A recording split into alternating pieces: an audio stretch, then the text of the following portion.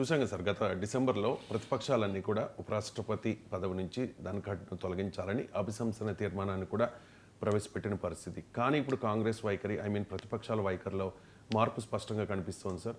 ధన్ఖడ్ రాజీనామా చేసిన తర్వాత రైతు బిడ్డకు మర్యాదపూర్వక వీడ్కోలు లభించలేదు అని చెప్పి కాంగ్రెస్ సీనియర్ నేత జయరాం రమేష్ వ్యాఖ్యానించారు. అలాగే భారతీయ జనతా పార్టీ రాజకీయాలకు ధన్ఖడ్ బలైపోయారు, బలవంతపు రాజీనామా ఇది అంటూ ప్రతిపక్షాలు కామెంట్ చేస్తున్న పరిస్థితి.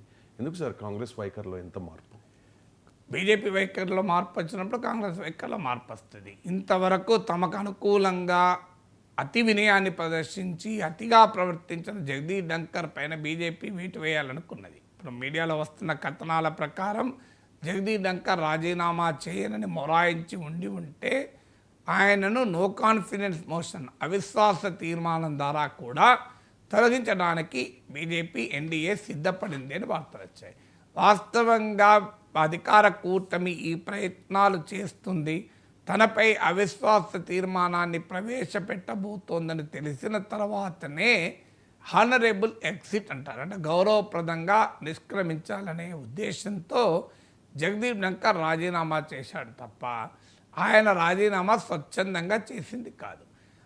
ఇంతకాలము ఆఖరికి బీజేపీ ఆర్ఎస్ఎస్ ఐడియాలజికల్ ఎజెండా అయిన సెక్యులర్ సోషలిస్ట్ అన్న పదాలను తొలగించాలి అంటూ సెక్యులరిజంపై కూడా అటాక్ చేస్తూ భారతీయ జనతా పార్టీకి ఒక సభాపతి రాజ్యాంగబద్ధమైన పదవిలో ఉండి కూడా బీజేపీకి కరసేవ చేసినటువంటి రాజకీయ కరసేవ చేసినటువంటి వ్యక్తి పైన బీజేపీ ఎందుకు వేటు వేయాలనుకుంటోంది? తాము కోరి పెట్టిన ఉపరాష్ట్రపతి కదా.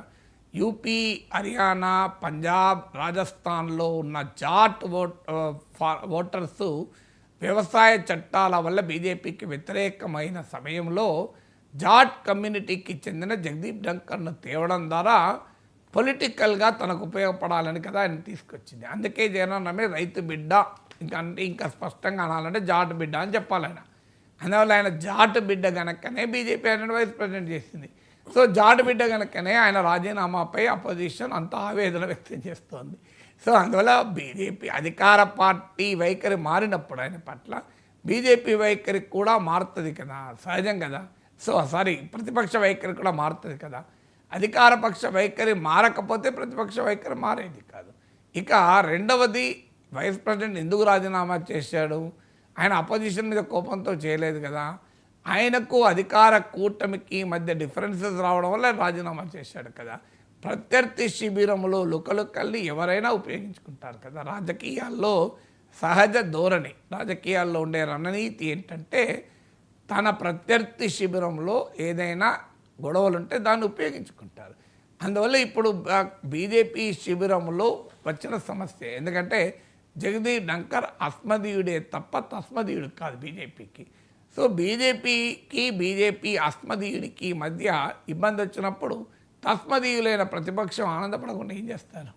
సో అందువల్ల వాళ్ళు జగదీప్ ధన్ఖర్కు మద్దతుగా వస్తున్నారు. అందుకే రాజకీయాల్లో నాడుంది కదా, there are no permanent friends or foes in politics అని.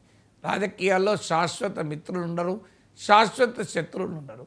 సో భారతీయ జనతా పార్టీని ఇరకాటంలో పెట్టడానికి జగదీప్ ధన్ఖర్ ఇప్పటిదాకా ప్రతిపక్షాన్ని ఇరకాటంలో పెట్టడానికి బీజేపీకి వైస్ ప్రెసిడెంట్గా ఉన్న సమయంలో జగదీప్ ధన్ఖర్ బీజేపీకి ఆయుధంగా ఉపయోగపడ్డాడు. ఇప్పుడు బీజేపీని ఇరకాటంలో పెట్టడానికి రాజీనామా చేసిన మాజీ ఉపరాష్ట్రపతిని కాంగ్రెస్ పార్టీ ప్రతిపక్షాల ఆయుధంగా వాడుకుంటాయి కదా.